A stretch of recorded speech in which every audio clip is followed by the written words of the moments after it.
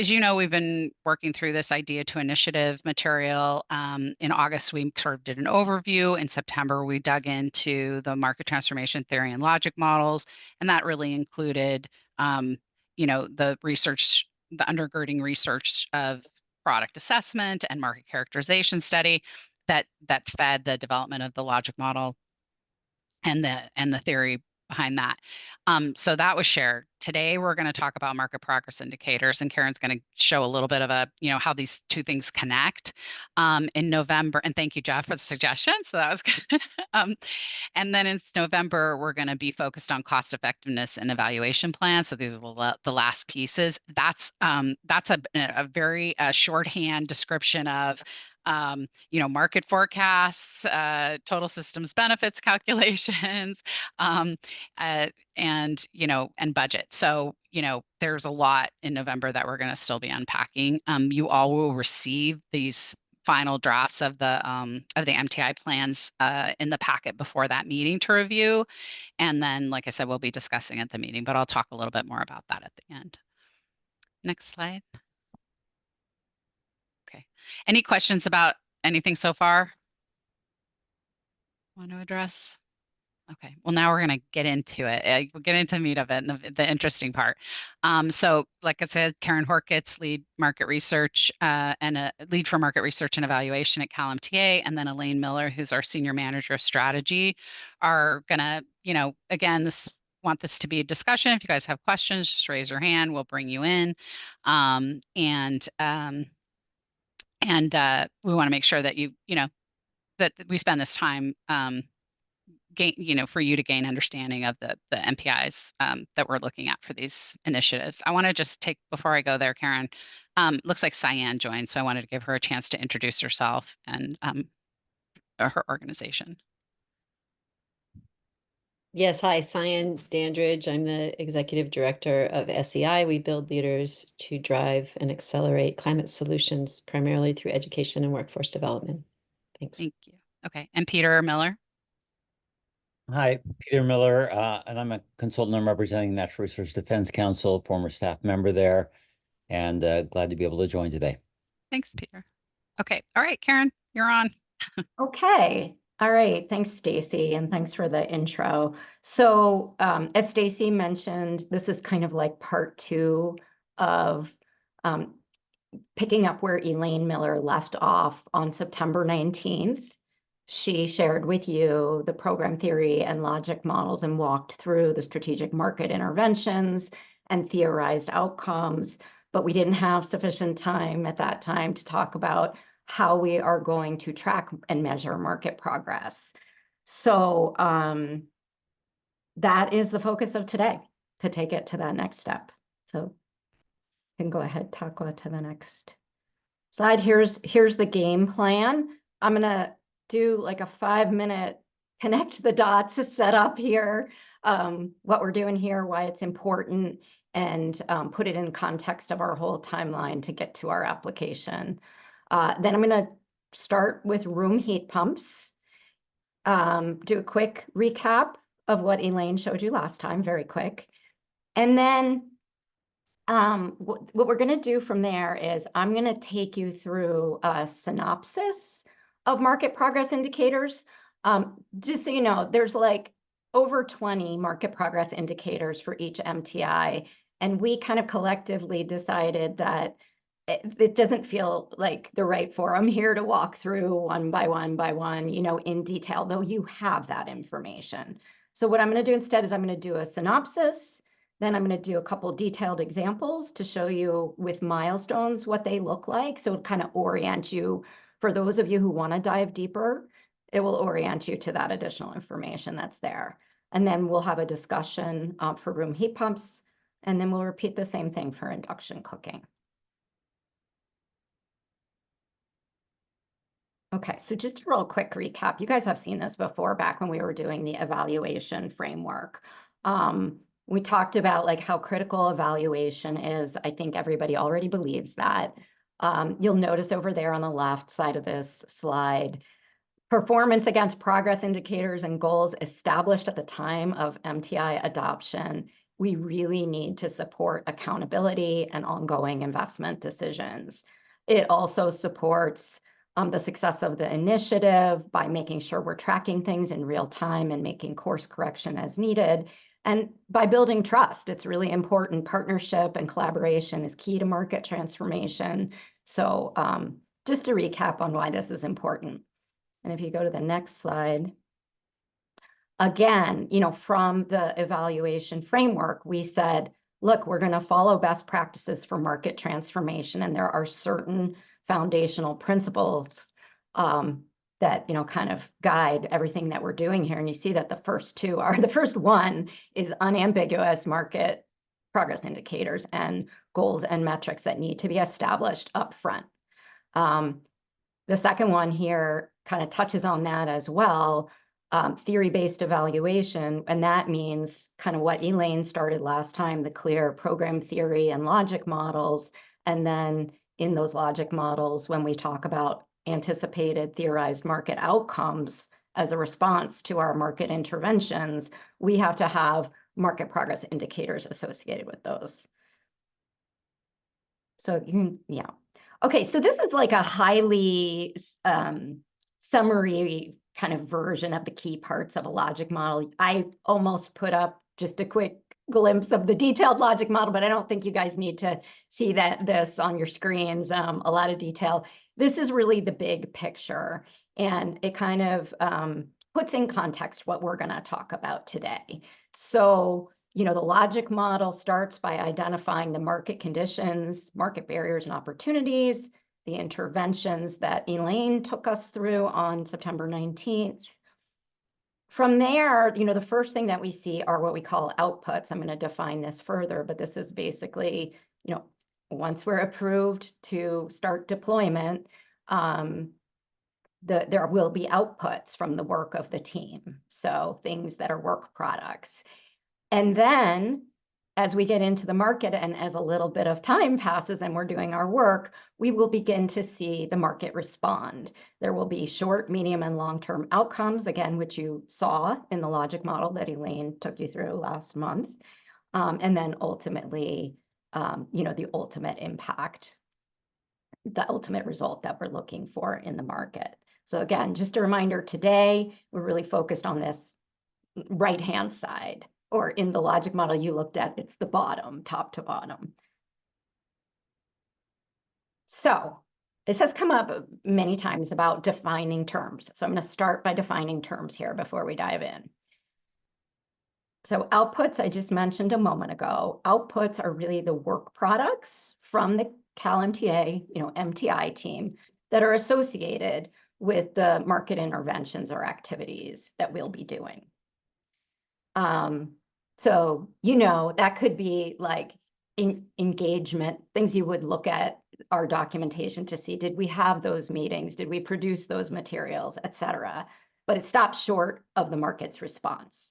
The next definition here is the outcome. That is, when we say outcomes, we're talking about the market's response to one or more strategic market interventions or activities. Then we have market progress indicators, which we often call MPIs for short. Those are metrics that correspond with outcomes. So those are the metrics, those are the things we're going to track market progress. I will just note, and Fred, give me just a second and I'll go to you, but I'll just note that there are assessments that will be done of outputs as well, but that's much more operational. And that's not what we're talking about today. What we're talking about today are the market progress indicators that are corresponding with the outcomes, the market outcomes. Yeah, Fred. Did you have a question? You're muted, Fred. You're muted. I think you addressed my question. Okay. Perfect. Okay. So then the next thing here that I'm going to mention is market progress milestones. Okay, now we're getting really into the details. So we will have market progress indicators. Those are really metrics. They're what is the yardstick that you're going to use? And I'm going to give you plenty of examples of these. We also have milestones. Those are different. Those are specific, expected, quantitative or observed achievements, including like specific timing, like by 2027, by 2030, that correspond with the market progress indicators. So if a market progress indicator is awareness, a market progress milestone might be a certain level of awareness. Or if a market progress indicator is a new standard, a milestone would say what's in that standard and by when.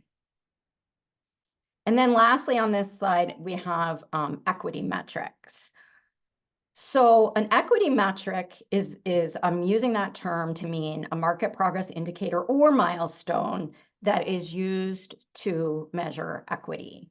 And you know, when Elaine went through the program logic last month, you know, she showed you how we're really integrating equity into everything we do, into our strategic interventions. Same thing with our measurement. We're really integrating measurement of equity into everything we do. And in these slides that I share, you'll notice things that are equity metrics denoted in that green italics. Any questions about this before I go to the next? Okay. So I'm going to introduce two new terms. This came up in some internal discussions as as we were looking through the very long list of indicators. And it became clear that there are certain indicators where they're important to the program theory, but the CalMTA and the MTI probably has a limit to just how far they can either control them or get involved with them. An example of that would be like trying to influence electrification-friendly rate structures, right? Like that's not really CalMTA's charter. We're gonna, in some cases, provide data to support that for utilities, but that's not ours to, change those rate structures. So that would be, that would be an example of secondary influence. So let me just talk through the definitions here that we're introducing. Primary influence would be, a primary influence MPI would be a market outcome or metric that reflects a primary focus of the MTI, and we're really going to want to look to it to assess the MTI performance. The distinction with secondary influence is that it's something we seek to influence because it's part of our theory, right? Like making sure that a new technology doesn't dramatically increase rate or dramatically increase bills, customer bills, is really important to us. But the MTI has less potential to influence that. It's really important to track it to assess market progress, but probably don't want to use it to decide whether or not the MTI was successful. We have other metrics that will tell us that. So it's a little abstract for me to introduce this up front. I will give you examples as I move forward here.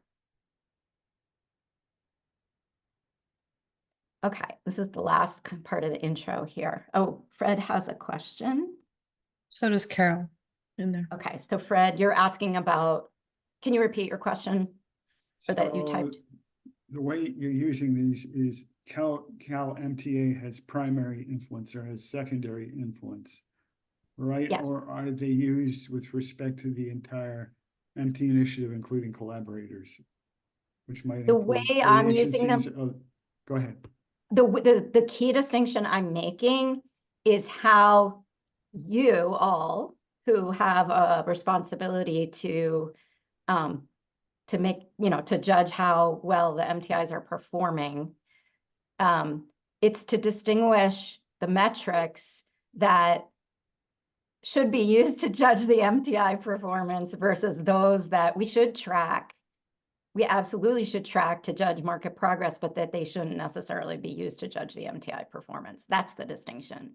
So it's really the former. It's MTA.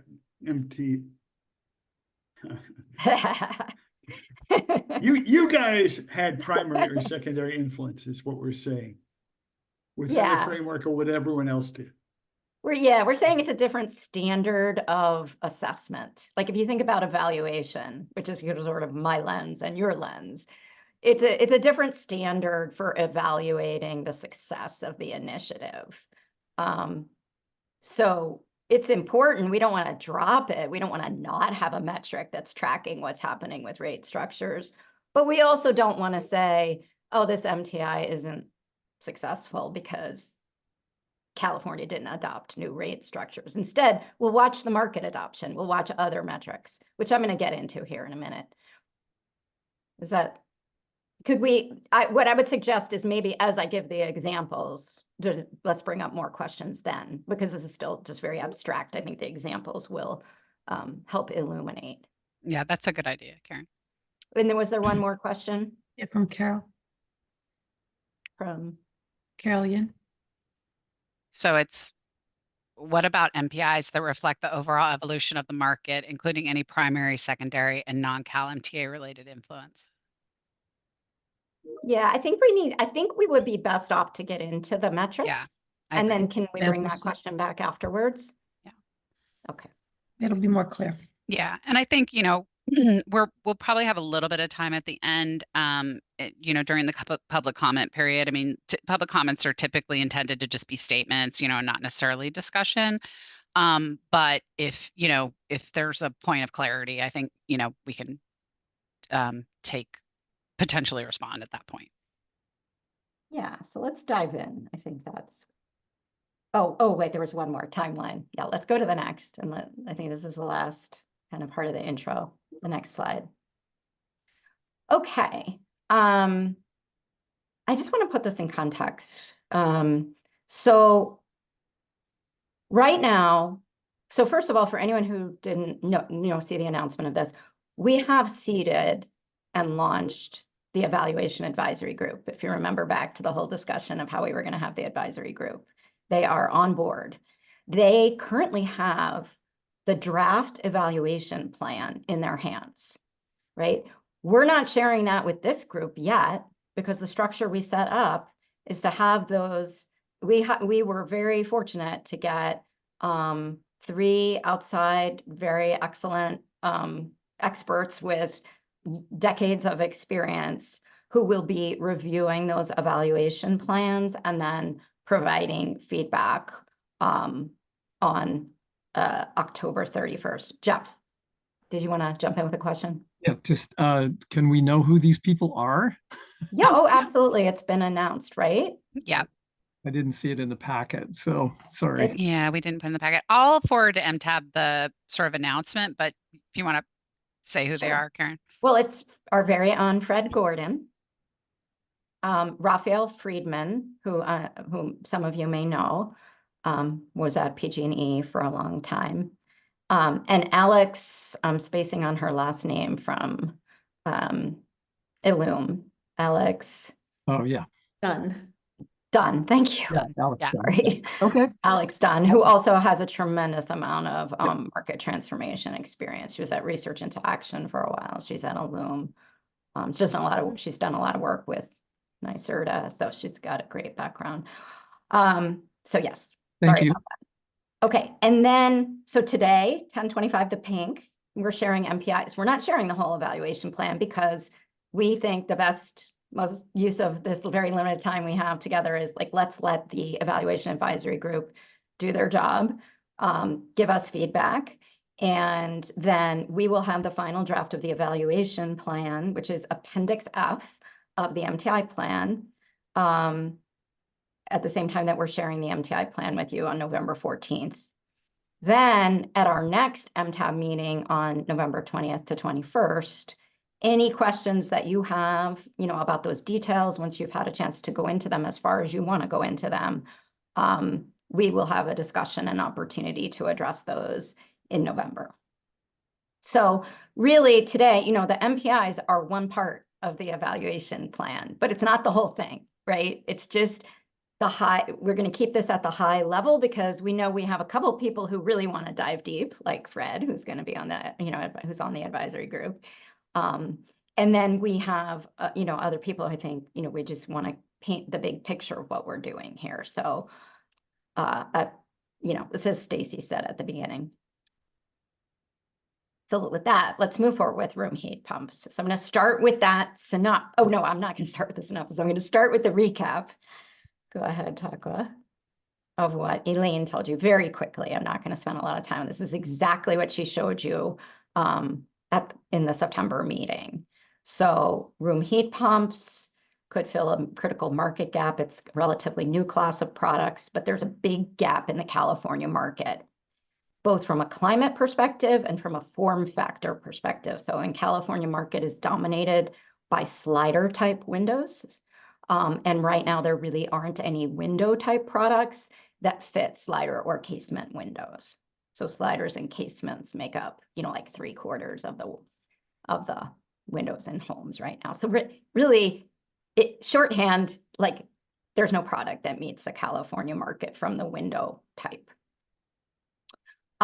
Big part of this theory is that through manufacturer engagement, demand aggregation, working on an Energy Star spec development, and awareness building, we will work toward ensuring that there's an affordable climate appropriate heat pump models, and that they'll be suitable for ESJ, environmental social justice communities as well.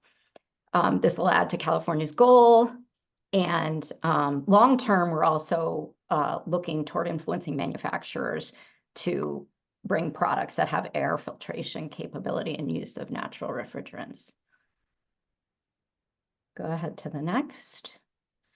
This is, again, just a recap of what Elaine shared with you. These are the key strategic market interventions. You see those icons with the people indicating where there's an ESJ integration, right? So driving manufacturer development, engaging with a national room heat pump collaborative to increase and maximize the influence on federal test procedures, future Energy Star specs, and marketing. Supporting inclusion and bundling of these products with other programs, especially those targeted to ESJ communities. One of the things we'll do, I made reference to before, we will definitely be gathering and trying to compile usage and bill impact data. We've heard from you that there's a real shortage of usage data out there. And we're going to do that and make it available for, to support policy making. Engaging the retail channel with midstream incentives and co-marketing, supporting policy and standard setting bodies and use of natural refrigerants. The next one is that supporting advancement of electrification, enabling rate structures, and then finally building market awareness in partnership with other organizations and the national collaborative. Okay, now what you've all been waiting for, a synopsis of the market progress indicators. Okay, so this isn't all 23 of the room heat pump, but this is just kind of a synopsis, all right? The way this slide is set up, it's I'm going to just say, here's what the baseline market condition is. Here's the outcomes from the logic model and the market progress indicators. And then after this, I'll go through a couple examples, deeper dive with the milestones to show you what those look like. So, as I said before, no availability of California appropriate products to speak of. The outcome we're looking for is to have those. In the short term, we will be engaging manufacturers and multifamily property managers to commit to bulk purchase agreements. We'll be looking at the number of manufacturers who engage with this tech challenge as induced by the demand signal that would be provided by bulk purchase agreements. So we'll be tracking the number of manufacturers who respond to that challenge. In the medium term, we're expecting to see those products, those California appropriate products, the number of products available for purchase. That's medium term because there's a product development life cycle involved, right? Like these products with these form factors really don't exist. And as far as we know, there's no immediate plans for them to exist. So it takes time to bring those to market. The next condition here, limited market demand. We're looking here, as I mentioned, to obtain bulk purchase agreements with property owners and managers. We're also looking to build demand by getting room heat qualified products, qualified room heat pumps included in ESG targeted programs. In the short term, we'll be tracking the manufacturer agreements. In the medium term, we'll be tracking the number of units committed. So what do those how much are those purchase agreements? How many units are they for? And there's a specific milestone for that as well. And then inclusion in ESG targeted programs, will be tracking the number of ESG targeted programs that include room heat pumps qualified. The next kind of market condition today, market confusion and poor product differentiation. We did research in our baseline market characterization, and what we found was very inconsistent labeling of these products. It's extremely difficult. It was even difficult for our team to identify which products that you could actually purchase online, because you can't purchase them in stores because they're not in bricks and mortar stores. Which ones are heat pumps or even efficient heat pumps? So we're looking for consistent labeling. That's part of that intervention of, working with the National Collaborative. And in the short term, we're looking for manufacturers to update naming and labeling to be more consistent. The next market condition we find ourselves, I just mentioned no availability of bricks and mortar stores. We'd like to see those products stocked in stores. We learned in focus groups that people really want to see these things in person and touch them. And so in the medium term, we will be tracking the percent of space heating and cooling products in stores that are qualified room heat pumps. And we expect to see that really shift in the medium term. In the short term, we hope to see some of the portable models, the ones that stand on the floor. But as I said before, the window units, it's going to take some time. So that's why that's medium term. The next condition, there's opportunity for improved standards. We're looking there for some specific Energy Star amendments to the Energy Star spec, and then in the long term, an updated federal standard. So we're looking for an amendment in 2027, one in 2030, and then the federal standard to have a 10% higher SEER by 2032. And if you guys have questions about the specifics of that, again, it's in the details, and also Elaine can answer questions about that. Randall, your comment. Let me just pull it up. Labeling needs to include whether the heating technology is a heat pump or electric resistance heating. Yes, today the products rarely state that. Yes, absolutely. Yep, be one of the goals. Yep. Okay, so we also write today. Karen, yes. I think Jeff has a raised Oh, hand. sorry, Jeff.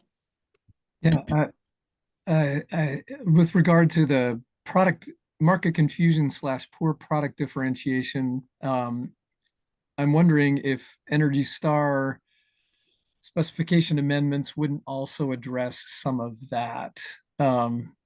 Because one of the product differentiation problems is that there's no way to tell whether it's an efficient, and to Randall's point, even if it's got a heat pump or an electric resistance element, and Energy Star would take care of some of that product differentiation problem.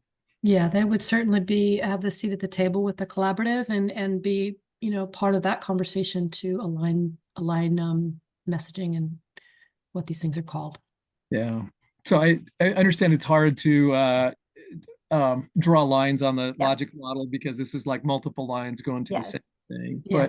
But from an outcome standpoint, consistent labeling, it would probably be worth just including Energy Star designation or something like that. Yes. Okay. I agree.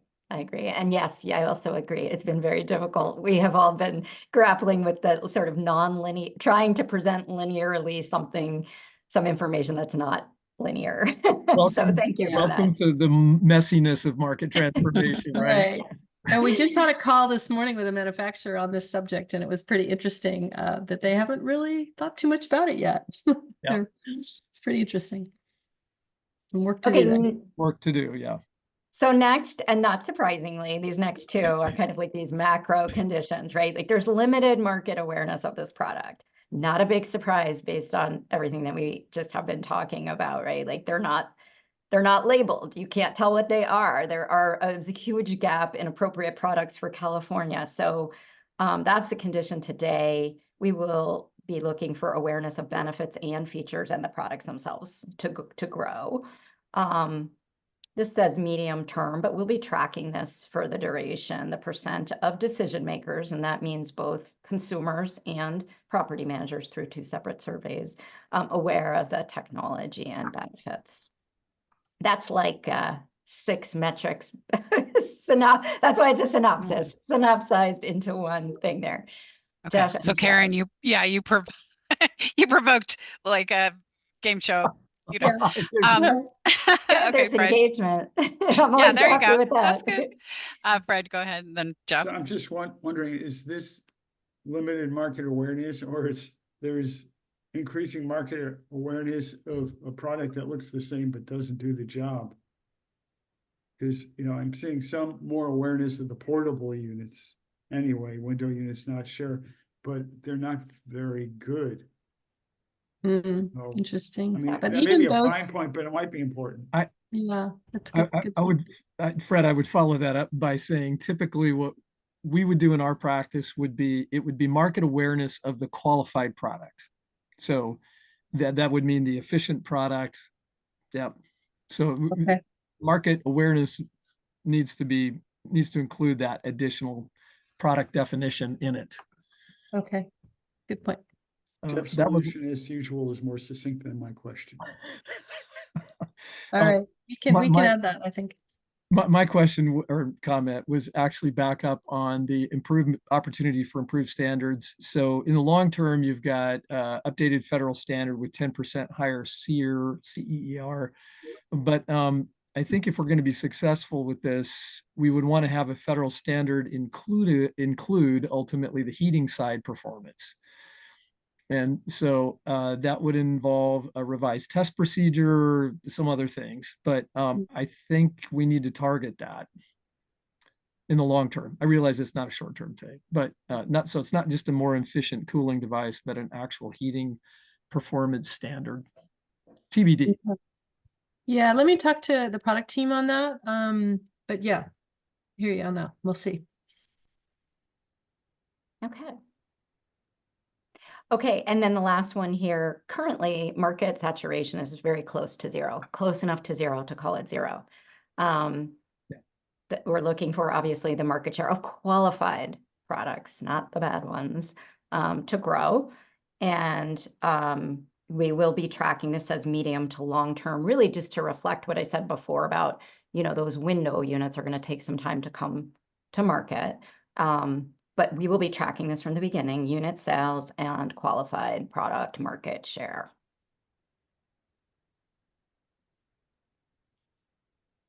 Okay, the next 2 slides, I'm just going to give you a couple deep dive examples with, what does it look like with milestones, right? So I'm not going to take you through every single one of the 23, as I said, with the milestones, but I'm going to show you a few examples so that you're primed for whoever wants to go and look at the details, like it all works the same way in the backup slides. Okay, so what we're looking at here is some of the outcomes most closely associated with the strategic intervention that you see in blue at the top. Influence manufacturer development of window heat pumps that meet the needs of California through tech challenges, demand aggregation, and ongoing manufacturer engagement, right? Here are the outcomes and associated market progress indicators and milestones most closely associated with that intervention. These outcomes in the left-hand column are directly from the logic model. So manufacturers respond to the specification in the tech challenge, like we want you to build a product with these technical specs, with product plans and prototypes for California suitable products. Well, of course, California suitable products are what's in the specification. In the short term, so we will be tracking the number of manufacturers that engage with CalMTA on this. And the specific milestone is a short-term, milestone, which is that at least 2 manufacturers will sign on to the tech challenge by, this originally said 2026, but 12 months from contract execution. And I will just say a thing about the dates that you see in here. All the milestone dates, first of all, reflect by the end of the year indicated. And secondly, they make a general assumption that we're going to be approved to begin market deployment by the end of next year. If that should be substantially different, then these would be substantially different. But I didn't want to have to type out 24 months, 36 months, that kind of thing. So this is the one place you'll see that 12 months, just because this is the shortest concrete milestone that we've got, is getting these things in place. Then the next outcome, multifamily building owners value the product and begin to purchase. This gets into the number of units that are covered by bulk purchase agreements. The milestone involves having agreements in place with commitments to purchase at least 10,000 units by 12 months from contract execution, so end of 2026. And then the last 2 market progress indicators here are associated with the outcome: availability of products that fit slider and casement windows, and California suitable temperature performance grows. So availability of those grows. And then some products are available with air filtration. These are medium-term milestones. The MPIs are the number of type 2 and 3. Type 2 and 3 refers to the climate ratings for sliding and casement windows. So we'll be tracking the number of models available for purchase. And by 2030, the goal is to have 3 room heat pump type 2 or 3 products for sliding or casement windows available for purchase. The next one is the number with air filtration capabilities available for purchase. And the milestone here is 4 products with air filtration available by 2030. I just want to say something really quick, because I didn't say it before. You will notice on all these slides, it says draft down in the bottom right. And that's because, remember the timeline I showed you, right? We just have the evaluation advisory group reviewing this now. So I just wanted to say it out loud, right? Like, there's a lot going on right now to finalize the plans. And this is where we're at today. Jeff. Thanks. This is a really good example. I have a question that's more of a process question. Again, I'm reflecting our own practice here in the Northwest, but these milestones, as you've already mentioned, will change over time as the implementation goes forward. Like, the first one is, we just want to get some manufacturers to sign up, but then a year from that, we'd hope that they're building one, Mm-hmm. And so from a process standpoint, in our practice, we have an annual operations plan where that's where we detail these milestones specific to the 12-month time frame, that's also associated with a budget and implementation planning and that sort of thing. I'm just wondering if there's a thought amongst the CalMTA team about how to do that, because these will move and change as the market hopefully changes. Yeah, we have talked about that internally, and I feel like the words you just said could be almost exactly the conversation that we've had internally, which is that these really are these milestones. We couldn't possibly, like today, map out 5 years of milestones, especially not ones that are more, operational and associated with outputs, but also, I think it's fair to say, with the market as well. And so that's exactly what we've discussed. We've discussed that as part of the operations plans, which we do have an annual operations plan going forward, that's where we would tackle those additional milestones. We've also discussed the concept of having MTI level scorecards. I've discussed with this group the CalMTA whole program scorecard. But when we discussed that, if you remember, there were a couple line items that were roll-ups Yeah. from the individual MTI scorecards. So that is the concept Good. that we're working toward, but it's not, you know, it's not existent yet. Theoretical at this. Yeah. Yeah. That sounds great. Sounds great. Glad you- Karen. Okay, cool. Karen, Haley just had a question, just like what contract execution, if you could just elaborate on that a little bit. What is that? What would that look like I'm gonna in let the Elaine, number I'm one gonna- and number two? I'm gonna let Elaine take that one. Oh, okay. I'm trying to remember which ones these are. These are the manufacturer. The manufacturers signing on to the tech challenge and the building owners signing on to the bulk purchase agreements. Yeah, I don't know exactly what those look like, but I mean, my guess is those are memorandums of understanding, much like what NYSERDA has done with multifamily building owners and manufacturers, that people respond, manufacturers respond to the spec, and in that spec there is a list of signed folks who have signed up to agree to purchase these if it's built. But I would guess that those would be memorandums of understanding of some kind. And this is a good time for me to mention that in the evaluation plans, the complete evaluation plans, these tabular sort of maps of outcomes, MPIs, and milestones go on to talk about data sources and causality assessment. And so that sort of thing, like what are they exactly? The intention is to have those detailed in the data sources. So that comment, like if right now in the data source, it says agreement, this question of like, what are you talking about when you say agreement is an MOU? Like that's a comment we need to process and get into the evaluation plan so that it's so clear, so crystal clear that, or as clear as we can make it, right? Like if we really don't know, we would make it a little more general and say this or that. But if we do know what it's going to look like, it needs to be in there. You should see that when you see the evaluation plan.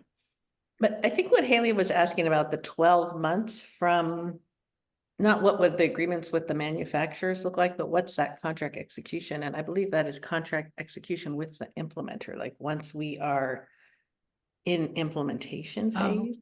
You're looking for the timing. Oh, I'm sorry, that Oh, I contract misunderstood. execution, sorry, That's what that's she's asking. CalMTA. Yeah. That's CalMTA. Yes. Yeah.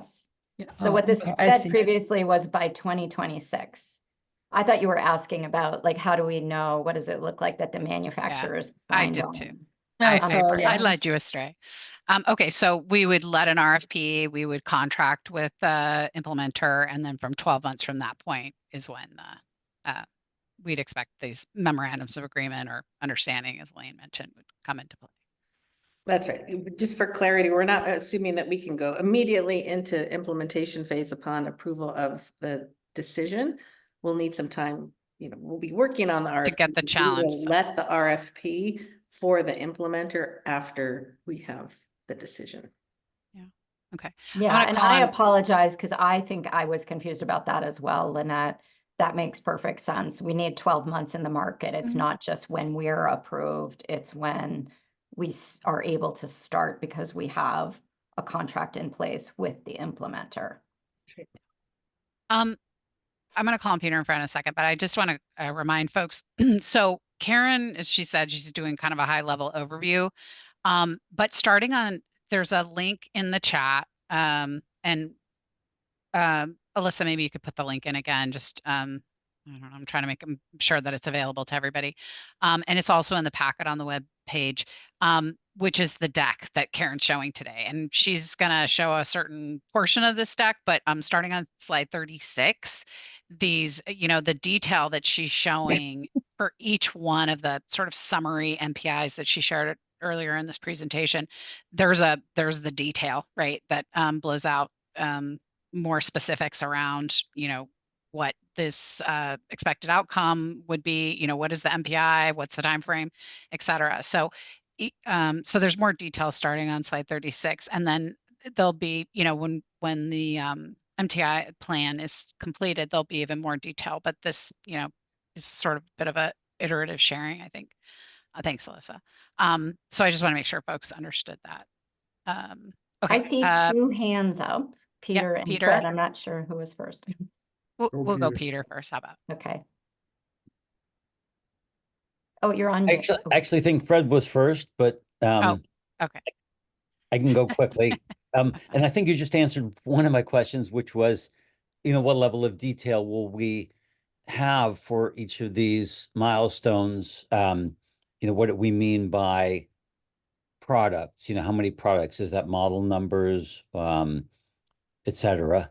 And so it sounds like there is more detail provided in the more detailed slide. And then the question I had, just to follow up, I think it was Jeff's question, am I correct that they will be updated and possibly changed over time?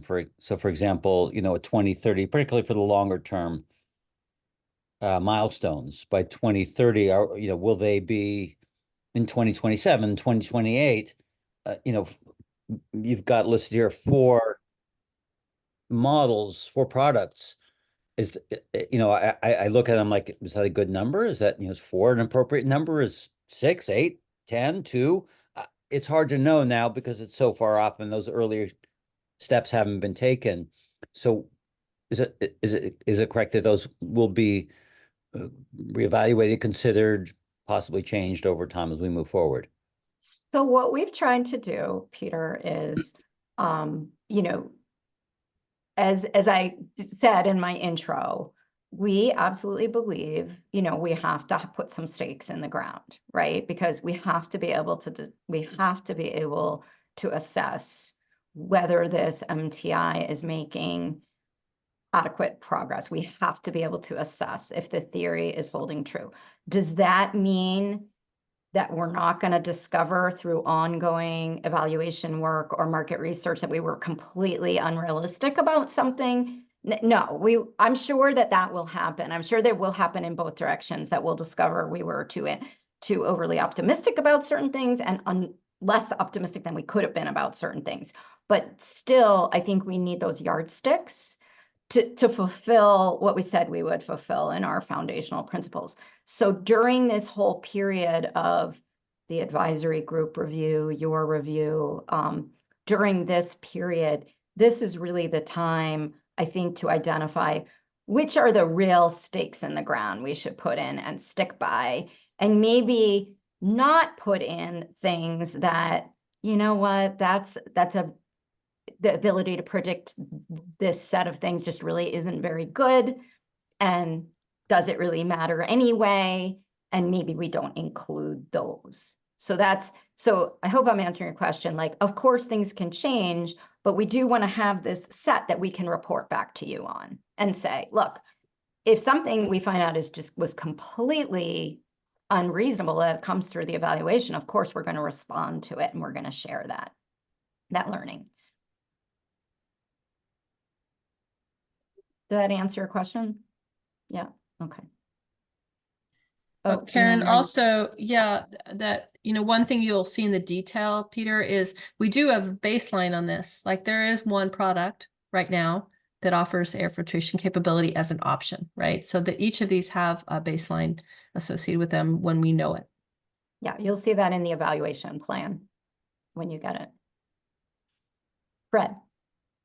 So I'm going to follow on that and then get to my previous smaller point. I think what I'm worried about is in not rare, but infrequent cases, the market transformation initiative can get 2 to 3 years in.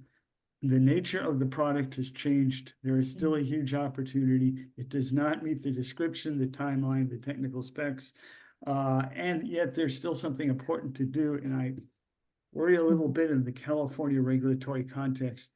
I mean, it may be your metrics change because the game is not quite what you thought it was. Again, that doesn't happen very often, but it sure happens. I think it's happened on some of these HVAC initiatives. We can't get X, but here's why they evolved out of X. We can get that in the market.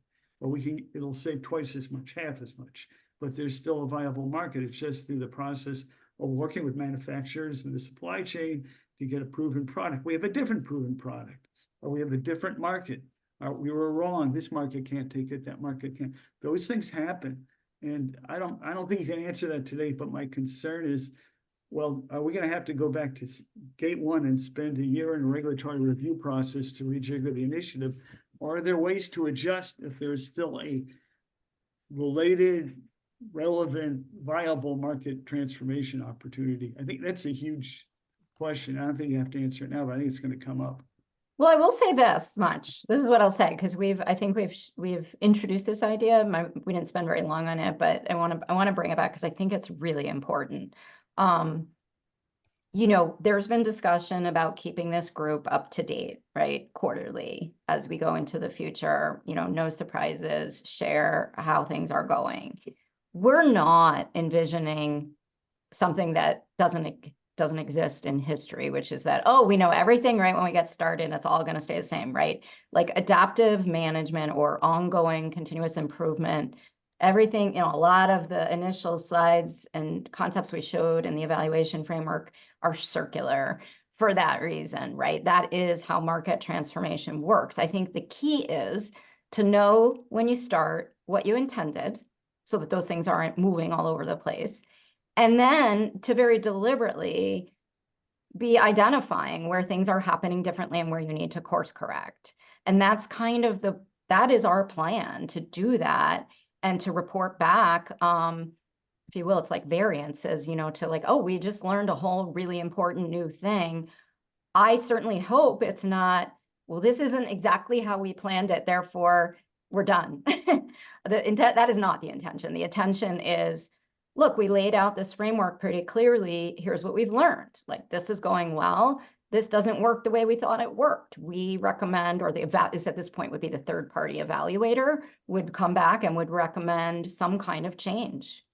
So that is the framework. The framework is that we'll track, we'll evaluate, we'll course correct, and we'll do it in a very transparent way. I think you're doing everything you can. Really, my question for the long term is, at what point is it a different initiative, and is there how much discretion there is to adjust what you're trying to do within an initiative without going back to the entire regulatory wash rinse cycle, and maybe use the advisory board as part of that process. Absolutely. My other lesser point, which I kind of emailed, is not everything in agreements gets done. And it's probably valuable to have some sort of checkpoint or some sort of cockatiel or something to say, I don't think I pronounced that right.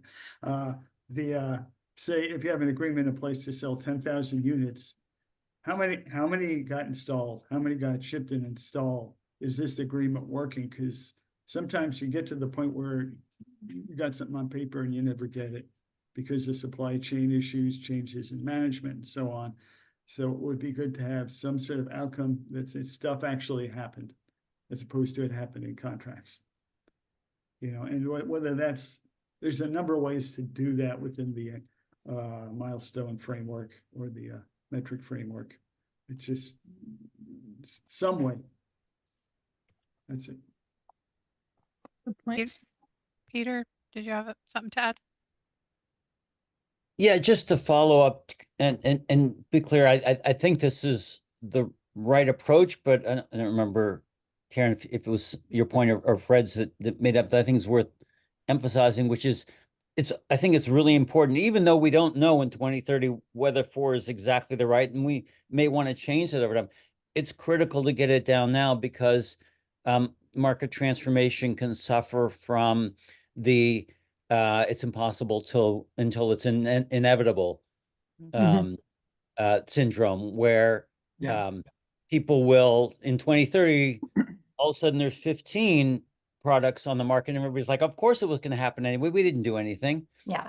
So having a good, ambitious but plausible goal here and keeping track of it is important to be able to show, look, in 2024 that's what we thought would be challenging. And we did a lot better than that, but it was as a result of, at least in part, our effort here. And that's a success, not a this wasn't needed kind of conclusion. Jeff, before I call on you, I just want to do a time check, Karen. So we have about, I was going to push lunch about 5 minutes because I think some of the setup that you have, you won't need for this second MTI. Yes, we definitely won't. Yeah. So we can continue the discussion, which was sort of going to be the end of this segment, which I'm fine with. But Karen also has another example. So I think if we want to hear that, we can hold, just the discussion and let her go through the second example, or we can kind of keep going. It's up Yeah, to we you. can do a second example, or we could skip a second example and just discuss. I think either is fine. I think the key point for everybody to understand is I'm showing you 4 right now, and there are 23, and you have access to all of them. We're not going through all of them no matter what, so it's just a question of whether you want to go through the next little batch of 3. So. Well, Do I'll- folks have other like input that we should get to, or shall we have Karen can I finish just- and then Jeff, I can circle back to you? I'll just say, I'm going to put an exclamation mark on what Peter said and what Fred said. Wholeheartedly agree. Okay. So now we can move on and look at the other 3. Okay, thank Okay, you. cool. Thanks. Thank you. Okay, this is just one more example, 3 more, of the 23.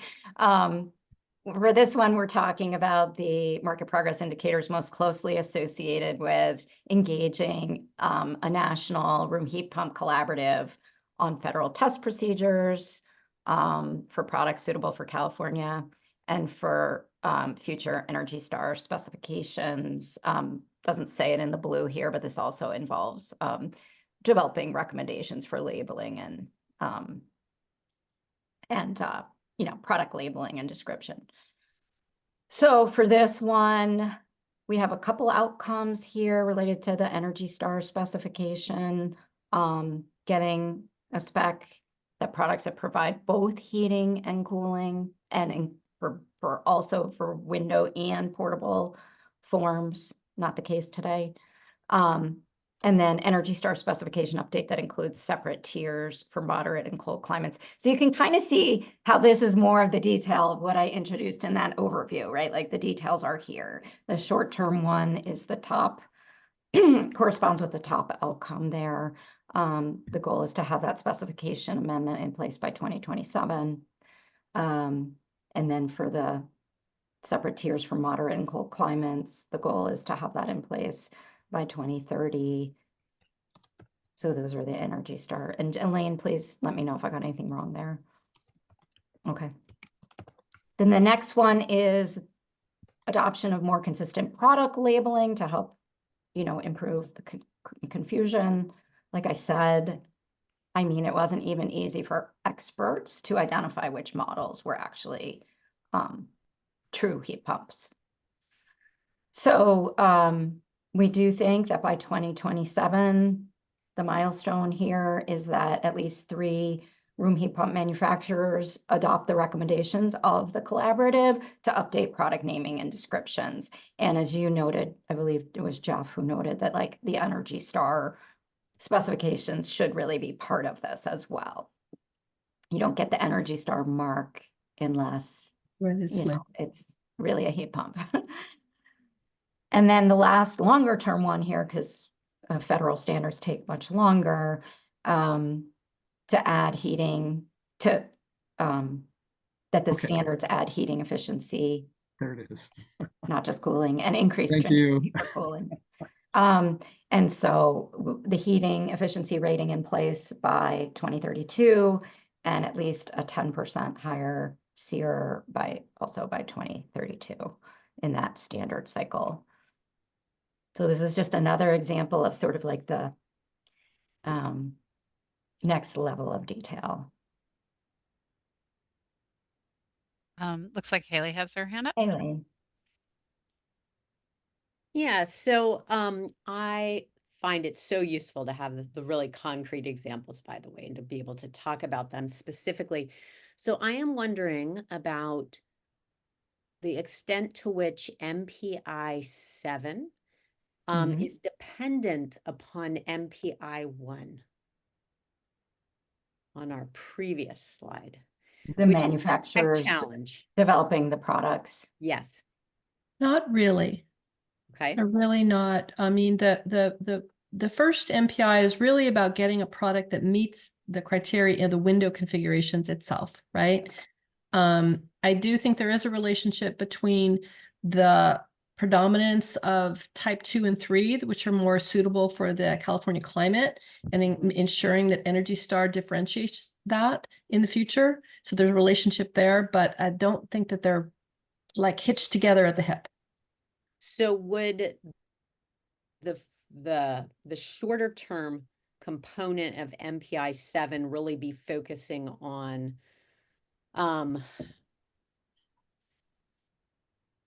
the window units that already exist and Yes. the portable room units that already exist? Yes. Okay. Yes. And then that second medium timeline component of 7, which is looking at different tiers for other climates, that's where we might scoop up the Future successes products. of MPI 1. Okay. Yeah, Um, exactly. not that I want this attachment to the the plan to be longer than necessary, but I think the interdependencies and lack thereof Mhm. are useful to note, even in even in footnotes. I'm sure I'm not the only person that will wonder about this. And so just, as MPI 7 is listed, to just indicate that this timeline is this milestone exists irrespective of the achievement of the milestone in MPI 1 and why, why that is. So something like that, where there's I understand this is a complex web of moving parts, but in some cases there are parallel tracks, and it's good to see. I think it's good to see that. Yeah, it's a good point. In the, in the Visio itself, you can see those relationships visually. Yes. We've talked about in the MTI plan itself, in the narrative form, this gets very complicated and redundant when multiple interventions feed multiple outcomes. And I think we've chosen the route where in there, you're going to see the primary outcome associated with the interventions, medium, near, medium, long. But Karen, we can talk more about that later, but I think that's where we landed in the narrative itself. Okay. There was just a question from Cyan, so just clarification. Are there multiple units now that don't meet our criteria, but that are currently labeled Energy Star? No, there are products that have AC only function, right? That do have an Energy Star label. The Energy Star, they're just going to be releasing a draft spec, hopefully Monday, we keep hearing. Supposed to be this week. And right now there is no Energy Star spec that includes both the heating and cooling component. But it's coming. And some of the products do, not the portable units, but like the gradient, the saddlebag versions, things like that, because it's all associated with the tax credits, right? That is coming. Did that answer the question? Cyan, do you feel? Yeah, Have a no, follow-on? it's fine. I wondered what the market confusion was, if it was people are seeing Energy Star and not able to make that differentiation, or if it was really, Yeah, right now they're just seeing Energy Star for a window AC unit. Okay, great, Yeah, thanks. find the heat pumps, yeah. Okay, so I'm gonna go ahead and Fred, I saw your note and I'll pull that for the record. But Looks like Keon also has a question. oh, sorry. Oh yeah, Kian, thank you. I just had a quick question. I was reading through all the other detailed examples. I presume that there'll be a comment period that we can ask more questions or give our thoughts on the rest of them as well.